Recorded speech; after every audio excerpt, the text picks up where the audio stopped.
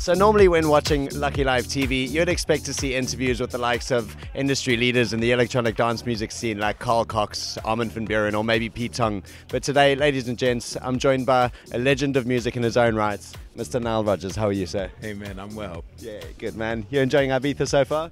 It's amazing. I'm like, am I in paradise or am I just dreaming? No, it's just incredible. You're in Disneyland for adults. Yeah, it's pretty over the top. Cool. Now this is your first time over here, right? Yeah, it's my very first time, but I'll be here in a couple of weeks again. Yeah. So obviously I'm digging it. This is awesome that you're coming back out in July. I heard you saying, 3 of your best friends, you're going to be on stage with them. Yeah, Sting is the first night, and Elton's the second night, which is the night I'm playing, and then Lenny is the next day. It's like, a few weeks ago, who was I playing with? Sting and Elton John. And a couple of years, and last year in Hyde Park, I played with Lenny, and then one night, Lenny, Sting, Elton John, and myself, we all played together. No way. Yeah. Oh, this is going to be awesome. So Totally. did you actually ring the 3 together then? Was it your suggestion? No, I had Just nothing by to do chance, with it. eh? Matter of fact, I didn't even know I was playing here. Wow. I opened the book and it said Chic, and I said, is there another Chic? Because I see that there are all these like Chic cover bands, like Chicettes or something like Chic Outfit and all this. So they went, no, we're playing here again. I was like, oh, cool. We're actually going to play live, which is amazing. That's really awesome. And what's your thoughts on the 123 festival, combining, the new live, the live music along with the electronic dance scene? I think it's amazing. I'm actually, I'm doing a similar thing myself at Montreux Jazz this year because they wanted to honor me, and I felt really uncomfortable. I said, look, most of the time when I see people honored, it's because they can't play anymore. It's because they're a little old. And, I honored Ahmet Ertegun the last time I played the festival, and unfortunately he passed away after that. And I'm like going, dude, don't honor me. Just let me curate the show.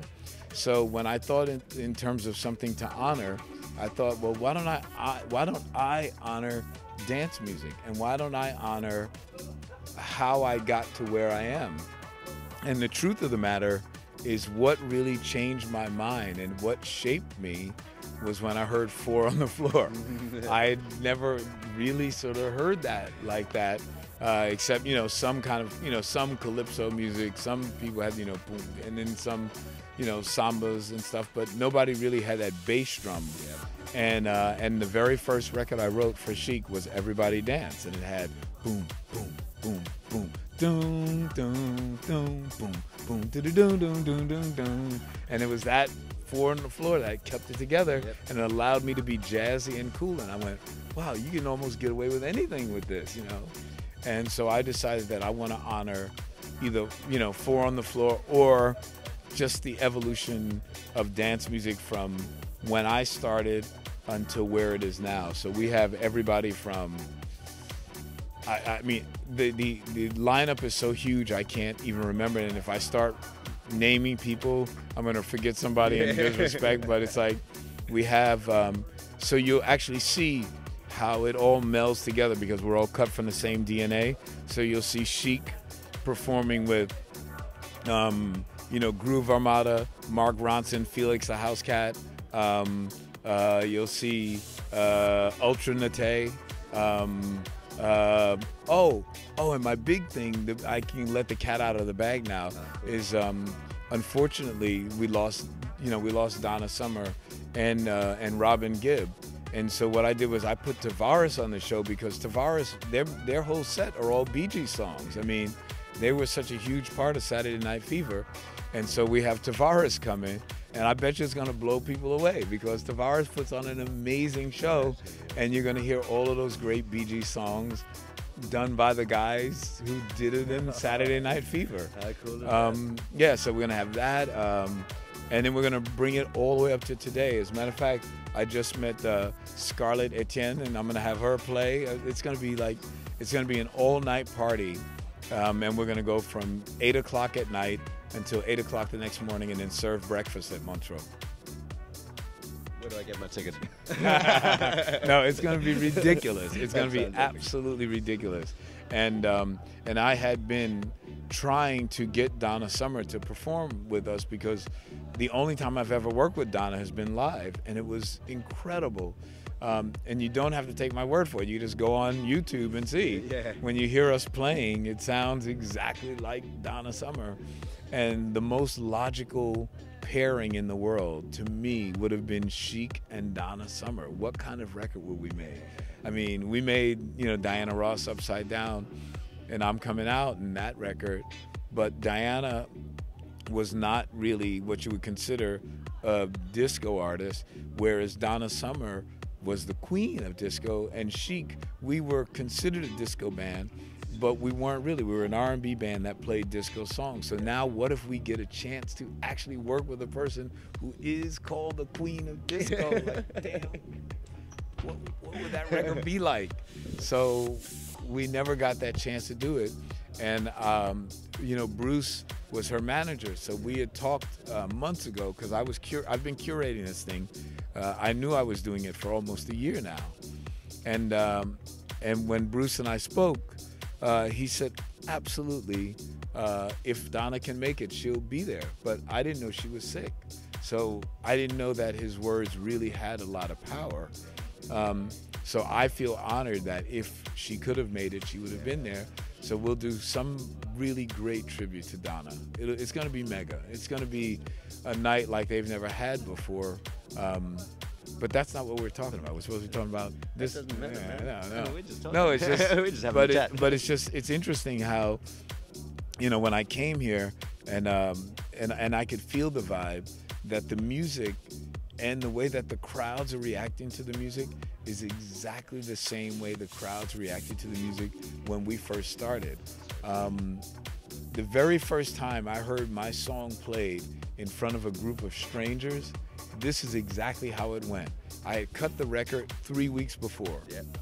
And in those days, we didn't have cassettes. So the only way that you could play your record in front of an audience was you had to make a reel-to-reel copy, and the reel-to-reel, the DJ would have to have a reel-to-reel player, which they all did, by the way, because when they went to the bathroom, they had to put on the reel-to-reel and then go to the bathroom and come back. Or you'd have to make an acetate. And the acetate was good, but the record would degrade after a while because they weren't made to be permanent records. So the DJ, who was an engineer at the time, or we'll say the engineer who made our record, was also a DJ. Yep. So unbeknownst to us, he went and cut 2 acetates of Everybody Dance and went and played it at his club. So 3 weeks later, now I didn't know that he did this, right? So 3 weeks later, he tells me to come down to his club. I'm like, oh man, come on, I'm in bed. He says, no, you gotta see this. I'm like, all right, what do I have to see? He says, no, you gotta see it. I can't explain it to you. So I go down to this club, and as soon as I walk in, he sees me walk in, and he starts laughing. And he says, watch this. And he plays, and I could tell right from the first drum fill, it's my song. I'm like, how the hell is he playing my record here? Because, we don't have a record deal yet. We don't even have, So I hear,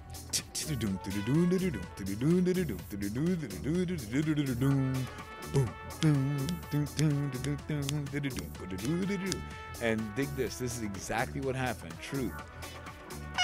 The entire crowd screamed, and they ran to the dance floor, and they're all out there playing air bass, and they go, everybody dance, and the whole crowd goes, doo-doo-doo-doo. No clap way. your hands, clap your hands. And I'm like looking at this, they're going, everybody dance, doo-doo-doo-doo, clap your hands. I'm like, 3 weeks after we cut the song. And so when I went to the gig the other day, that gig. Yeah, that's up at Del Villa. Yeah, and I was looking out at the crowd, and I said, what's the difference? They're the same age we were. They're just as frenetic and crazy, and it was wonderful, and it was all about the groove and the music, and yeah, I'm sure they probably knew the songs that they were playing, but at the time I walked up, Oki was playing, so Paul could have dropped something new in and still kept the crowd rocking. And that's what I grew up with. It was all about the music. The music was the star. Nile Rodgers wasn't the star. Chic weren't the stars. It was Everybody Dance was the star. It was that beat. It was that music. It was that four on the floor, man. It was like, and it was the Cool. And now listen, I used to work at a nightclub in South Africa called Studio 54. It wasn't quite as cool as the real Studio 54, but I believe that had some level of influence on your Le Freak. Yeah, I heard you telling the story yesterday, but not everyone here would have heard it. Would you mind giving us a brief explanation of how Le Freak came about? Yeah, so what happened is that same song, Everybody Dance, Grace Jones happened to really like it. So she was considering having us produce her next album, or what would have then been her next album in 1978. So she said, in order for us to understand who she is artistically, we absolutely must see her live show, because her records are one thing, but the essence of what she does is she's a performance artist. So we said, okay, great. She says, well, I'm playing at Studio 54. Just come to the back door, come to the stage door, and tell security that you're special guest of Grace Jones. She says, darling, come to the back door and tell them you're special guest of Miss Grace Jones. And I'm sorry, I sound like Arnold Schwarzenegger or something, but that's what we did. So we knocked on the door, bang, bang, bang, bang, bang. Yeah, what do you want? What do you want? Grace Jones told us to tell you we're special guests of Grace Jones. And he looked at us and slammed the door in our face and said, man, oh, fuck off. And we went, no. We're banging. And he gets really pissed off. He comes back. He said, hey, I told you, fuck off. Get out of here. No. We're telling the truth. And meanwhile, we're dressed in we're killing. It's like we're chic because we want to impress her. Yeah. Anyway, we didn't get in. So we went around the corner to my apartment, which was literally around the corner from Studio 54. And we picked up our instruments and I started jamming on this groove. Then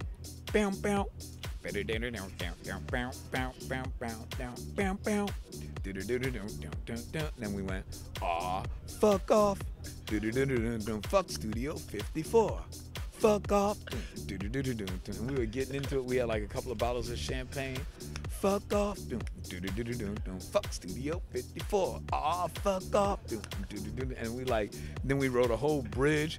If a cab driver cut you off, boom, boom, fuck off. If so-and-so done, fuck off, boom, and then we were just we were laughing. Every ridiculous scenario we could think of, we threw into the song. And then finally Bernard said, my man, this is happening.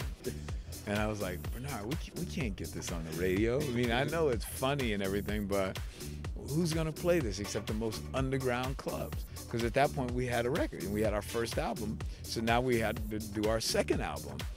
And we changed it from Fuck Off to Freak Off. Wow. No matter how hard we tried to make that work, it didn't mean anything. What does freaking off mean? I'm freaking off. I'm wasting time. It wasn't clear. But I grew up as a hippie. And so after we had tried to make Freak Off work, I went, oh man, like what happens when you drop a bad tab of acid, man? You're freaking out, man. Like, so what if we, and Bernard looked at me like, what? What are you talking about?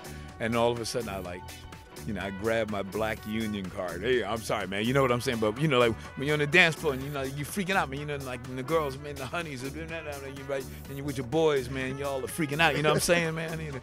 Oh, yeah, I get that. And plus, Bernard had kids. So he says, my kids are doing this new dance called The Freak. And we went, you're kidding me. Okay, great. So let's do this song about this dance called The Freak. And we use the concept of Chubby Checker, Come On Baby, Let's Do the Twist. But then there's another record by a group called Joey D and the Starlighters called the Peppermint Twist. And they say, we got a new dance and it goes like this. Ba-ba-ba-ba-ba-ba. Well, the name of the dance is the Peppermint Twist. Ba-ba-ba-ba-ba-ba-ba-ba. And it was like, and it was always like, let your backbone slip and do this and do that. And we're like, well, we don't want to talk about how you do the dance because we didn't really know how to do it, right? So we didn't know how to do it. So we weren't going to tell them the wrong directions. So what we did was we talked about Studio 54, where they were probably inside there doing this new dance that was happening. So we say, have you heard about the new dance craze? Listen to us. I'm sure you'll be amazed. Big fun to be had by everyone. It's up to you. Surely can be done. Young and old are doing it, I'm told. Just one try, and you too will be sold. It's called Le Freak. Bernard made it Le Freak, right? Because we were called, at first we were saying The Freak. But then he said, no, let's do Le Freak, so because we're chic. We were like Americans pretending to be French, right? Yeah. So he said, it's called Le Freak. We're doing it night and day. Allow us, we'll show you the way. Ah, freak out. So the coolest thing about this is that the way we do our records is that Chic is our band, but the truth of the matter is that only Bernard and I are signed as Chic. It's like, you know, Donald Fagen and them. It's like Steely Dan. It's just two guys. But we need an ensemble to perform our music. So we always hire a bunch of people to make our records. So we have Luther Vandross and Diva Gray and Robin Clark and all of you, and everybody, you know, this person's born in Atlanta and this one's from there. So now we're trying to explain the lyrics to them. They're going, Le Freak, what does that mean? Don't worry about it. So some people are going, lay freak, le freak. So it just comes out as, freak out. Freak, say chic. And what wound up happening is that the record became a smash, but the extra icing on the cake is that in French-speaking countries, they thought that we were like being this cool, we were speaking some kind of cool slang. So they thought that le fric, we were talking about le fric, was money, like, you know, l'argent, like fric was money. And they thought that was cool, like le fric, c'est chic. And they thought like, wow, that's cool. And then there's another slang for the police. So they thought we were saying that, and they thought that was, they thought that was sort of ironically funny that we were saying police are cool, and we're like this disco band, the police are cool. It was like, what does that mean? We're doing coke and the police are going, and they're really cool. Like, what does this mean? Maybe we're being poetic. But the greatest gift was Africa. French-speaking African countries, listen to this. They thought we were going, Africa. L'Afrique, c'est chic. Africa is chic. Africa. And think about it. That's a cool chorus to go, Africa. L'Afrique, c'est chic. And then just go, Africa. Right? So it's like a delay. It's like Africa, Africa, Africa. Africa. And, you know, so to this day, man, when I meet African musicians, they don't think of it as Le Freak. They don't think of the song as Freak Out or any of that stuff. They think of it as Africa. That's what they call the song. Yep. So I meet people and they go, you look familiar. What's your name? Nile Rodgers. Blah, blah, blah, blah, blah, blah, blah, blah, blah. And then finally they go, man, and I said, well, you know, I produce records. What kind of records? Pop records. You know, well, I was in a band called Chic, and we, you know, our biggest record is called Le Freak, and it means nothing to him. And I go, it goes 1, 2, freak out. Africa? Africa? Yeah, La Freak, see? Africa! You wrote Africa? And like, I'm riding in a car the other day with a guy from Ivory Coast, and he was like calling his friends. Hey man, he's in the back of my car. Africa. L'Afrique, c'est chic. Awesome. What a great story for a great song, man. Like, unbelievable. Really cool. Listen, now, I would love to carry on chatting for hours and hours, but you've got a list of media waiting to catch up with you. So one last question to wrap it up, because I know we'll see you again in July. You're on Lucky Live TV now. What's the luckiest thing that's ever happened to you? L'Afrique. Yeah. That was so lucky. I mean, come on. Are you kidding me? We had no idea. We're just trying to write, come on, baby, let's do the twist. But no, we get a song now that's big and international. But actually, sorry, there's another huge happy accident. We Are Family. We write We Are Family for Sister Sledge. We wrote this song for these 4 girls who were 16 years old. I mean, think about this. This girl was 16 years old. She walks into the studio and like she has no idea. We never even met them until the day we recorded that record. And she's looking at the lyrics. You know, Halston, Gucci, Fiorucci, We Are Family. I go, what are these songs? This is your new album. What do you mean it's a new album? So We Are Family has now become this sort of rallying anthem for friends, you know, football teams, for marriages, for weddings, bar mitzvahs, and everything. Just this celebratory anthem, which was also luck, because we were just writing it as Sister Sledge's record, their theme song. Many black bands would have songs that were their songs. I mean, look at how many Chic songs go. Doing Chic, Chic, and we put our name in the song. You know, and then the floaters, float on, float with me, baby, cool in the gang.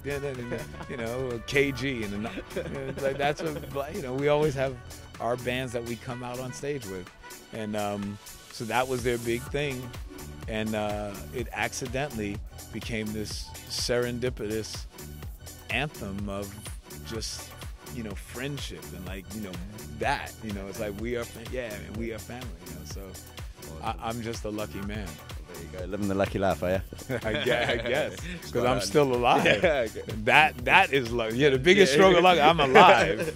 Definitely. Well, listen, guys, that's myself, Mike Parry, here with Nile Rodgers in Ibiza at the IMS 2012. Pleasure, bro. Pleasure, man. And we'll see you in July for 1, 2, 3. You will. See you guys then.